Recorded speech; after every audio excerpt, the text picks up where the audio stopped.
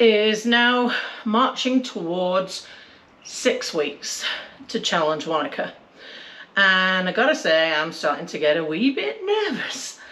In previous years when I was a triathlete, I would be able to train till my heart's content, and I would totally and utterly know that I could do the race probably easily before I'd even started at the start line. And I'd normally cycled and driven the whole course before I've done the race as well, because I was a little bit anal like that. On this occasion, it'll be probably one of the first times that I won't have done that, and that makes me slightly nervous. So where are we at?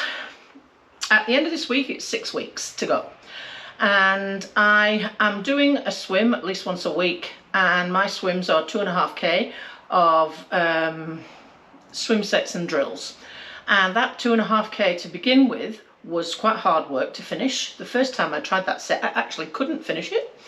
It's now relatively easy, so this week, I think tomorrow hopefully, I am going to swim 3k. I'm going to set that up on my foam goggles so that I don't have to count the laps, and the LED display will come up in front of my eyes and tell me how far I've got to go. That will give me an idea as to what sort of time I'm looking at for my 3k. I am up to 82k's on the bike, and that's been a little more tricky.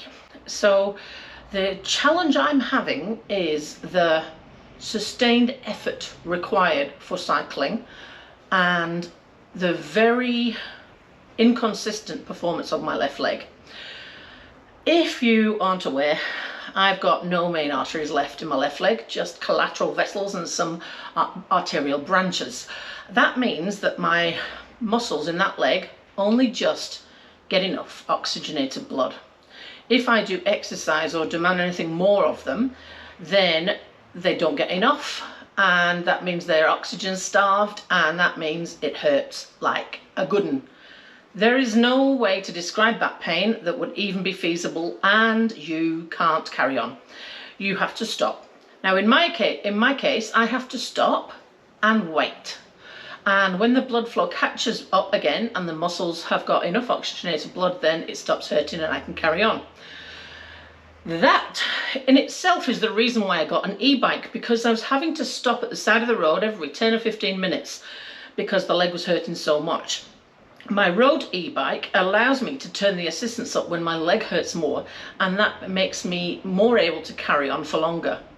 Still, though, I cannot predict what type of day my leg is going to have when I get on the bike. Sometimes I'm cycling along and all is great, and other times I'm in a world of hurt and I don't know which kind of day it's going to be until I set off out up the road.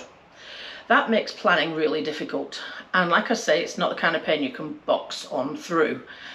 The 80 QKs that I did was 2 laps of a 40k loop.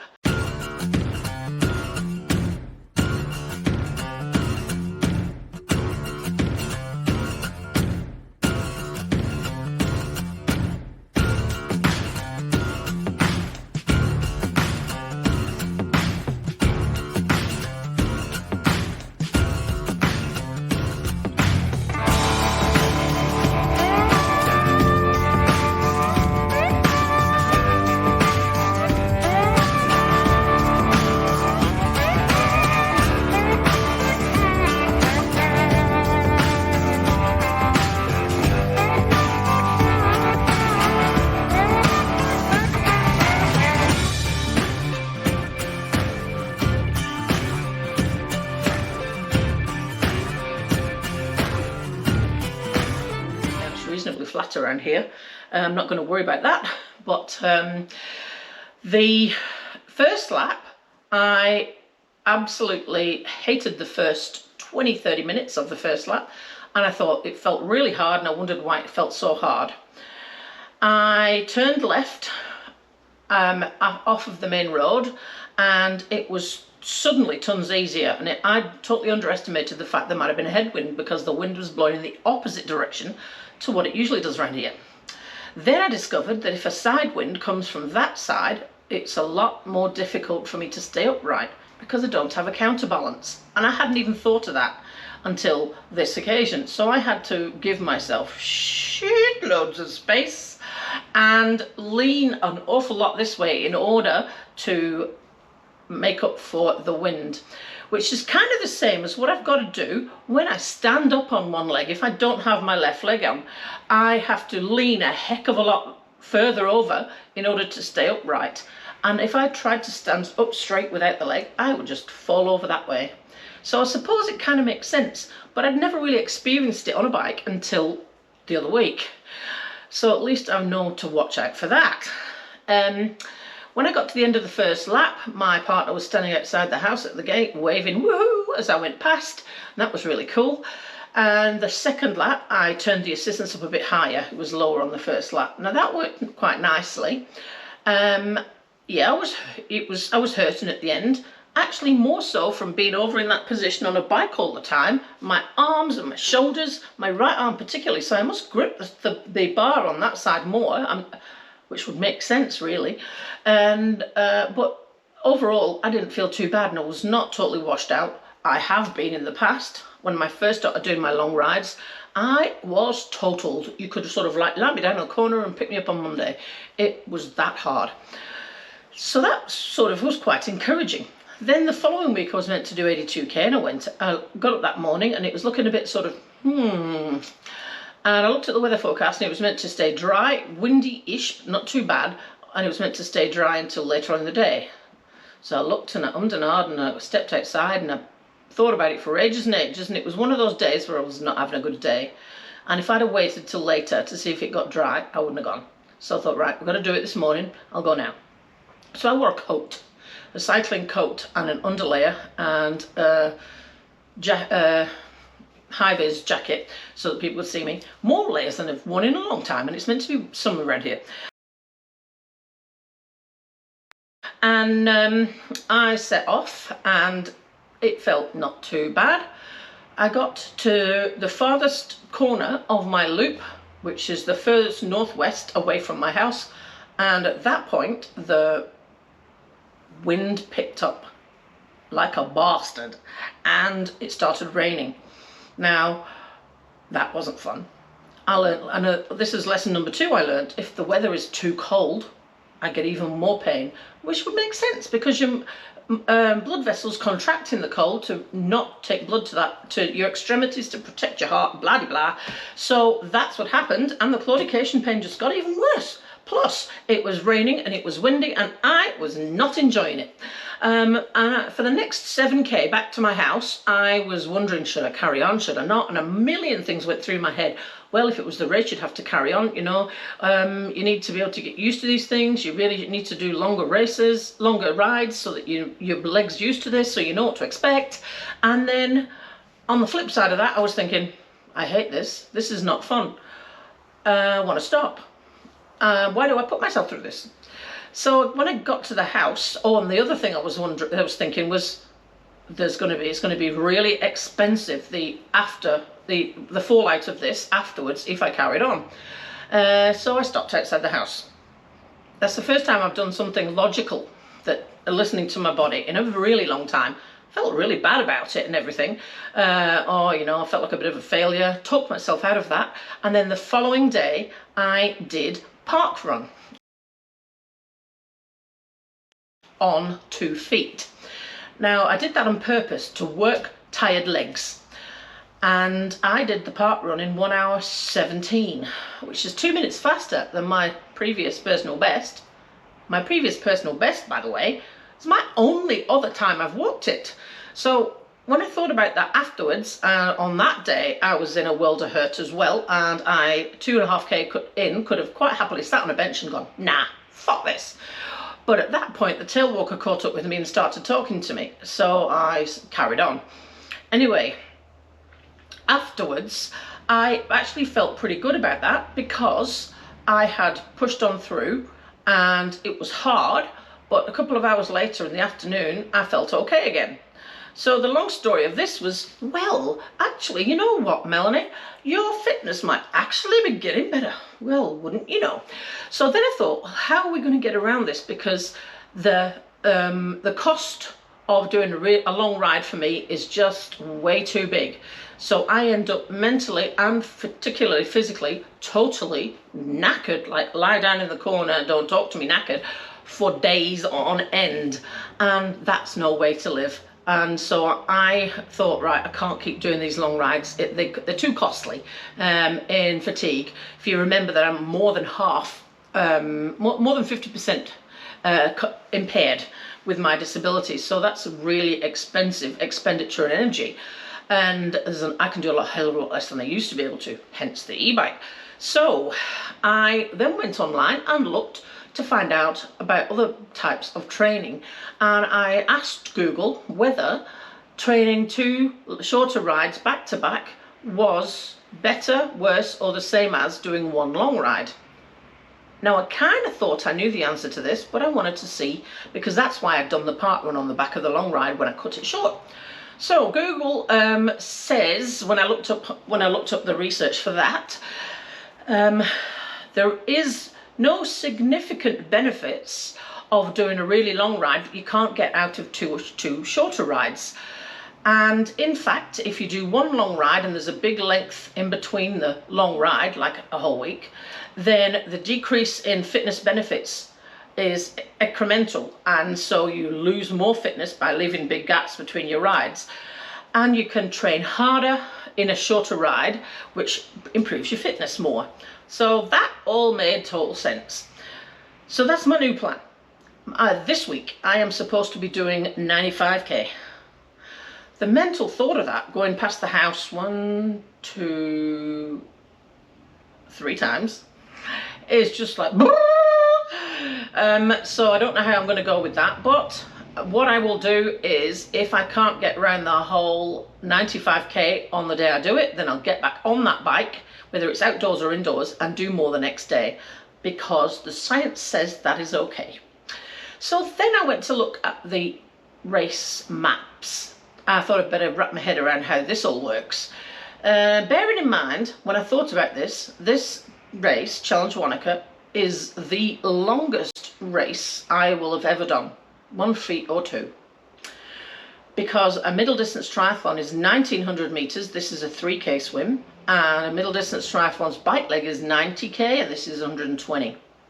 Now 90k seems feasible, like I've done 82, 90 seems okay, but 120, that's another 30k.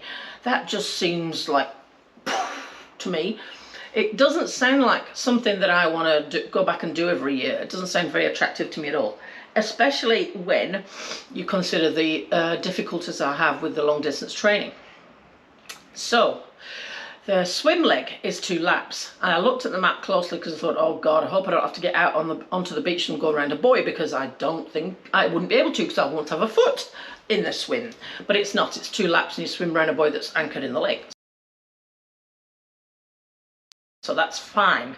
What I plan to do for the swim is I plan to wear the socket that I've got on here, which when I swam last week and it was 2.5k, it was completely watertight, which is good. We might finally fix the vacuum. And then I'm going to leave the foot on the beach with my handler. And when I get out of the lake, we're going to clip the foot on, which will help mean I can get to transition. That I think is going to be better than doing it on crutches, which I've tried before. That takes forever. So that's the plan. Then on the bike course doesn't go out to Cardrona anymore. It goes to Hawea, it goes to Taras, and it goes out to the Crown Range Road. And they are the 3 sections I'm going to divide it into. I read Chrissy Wellington's autobiography many, many years ago, and she said that she divided the marathon mentally in her head up into 4 10k races. And I've always just stuck with me, and that's what I'm going to do with this bike leg. I'm going to divide it up into 30k sections, 4 30k sections, which is shorter than my 1 40k loop, which incidentally, when I did that, even though it was rotten, I actually recovered quite quickly. So The next question I then asked of my triathlon friends was how the bike aid stations work, because it's been a real long time since I did anything racing like this, and I haven't done one in New Zealand. It could well be different.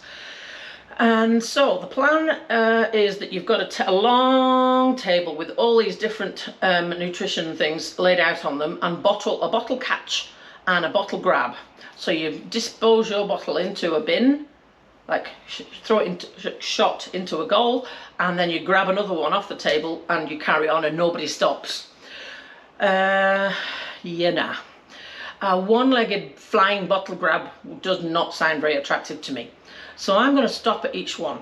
What I'm going to have to do is talk to the race organisers and find out whether it's better to stop at the beginning or the end of that aid station. But I'm going to stop at each one, whether I need to or not. That will give my leg a bit of time to recover and give the blood flow a bit of time to catch up. And it's probably better if I do that early on than wait till I'm in a world of hurt before I do it, because then we're playing catch up and it never quite recovers properly. So that is the plan. So 30k will take me out to Howya. Another 30k will take me out to Taurus. And the final 30k will take me almost to Cardrona, I think, from memory. So then that just means the run back into town and back up to the race finish. So that is how I'm going to deal with that mentally. Sounds like a plan, Stan. On the bike exit, I'm still waiting for a part to arrive. So I've got a 3D printed bike socket now. And the part I'm waiting for is a quick change connector, because I'm hoping to be able to unclip the bike leg and put our foot on. I can't walk on the bike socket because it's really cut very differently and very unstable, because it allows my knee to bend more. But if there's a foot on the end, I have some way of getting back to transition without having to use crutches. Again, I'm hoping that'll be a bit quicker, because we have tried it with crutches before and it is quite slow. It's all a case of working out what the heck is the right way, because there's no right way. You've just got to work out what's best for you. What I'll be like when I get back into transition, I've got no goddamn idea at all. So what I might do is leave the wheelchair parked there, because I believe that my finish time finishes when I get into transition, but the finish line is another couple of 100 meters further away. And it's accessible obviously from the runners coming down off the run course. And I can get from transition and round to the run finish to finish, I think. But I don't know whether I'll be fit to do that on 2 feet by the end of all that, or whether I'll be better in a wheelchair. But I am going to cross that finish line, don't you worry. What shape I'll be in afterwards, who the heck knows. But I do know that I've had to take an entire week off following, because I believe it will be that hard. So, this week, 95k, next week 95k, the week after that 95k, hopefully at least one of those will happen, and then we're on the taper. Oh my goodness, hopefully by the time I next do a video I will have my race kit, which is due sort of this week, next week, and then we're going to take the bike up to Dunedin for a final check, and then that's it, I think. So I feel quite sort of and also quite excited, and I'm also looking forward to that big fat long rest at the end. So please do not forget to donate to the charity Association Violet, which supports disabled children in France, because the French medical system does not support disabled children or their families, and they often have to travel massive distances like we do in New Zealand, and that cost is not covered. Why France? Because that's where my dad lived, and I met the president of this society, whose granddaughter is disabled, and she set it up because the granddaughter and family of were really struggling financially to deal with the disability and all the travel they were having to do with regards to this. So they started off by doing a challenge to raise funds, and the fundraising was going so well they decided to carry it on. Why Association Violet? Because her name is Violet. So please don't forget to give to that. The link is in the description for this video, or if you just head on to Google and search Melanie McGowan Give a Little, it will pop up at the top of the search, I think. Thank you for listening, and I'll talk to you again soon.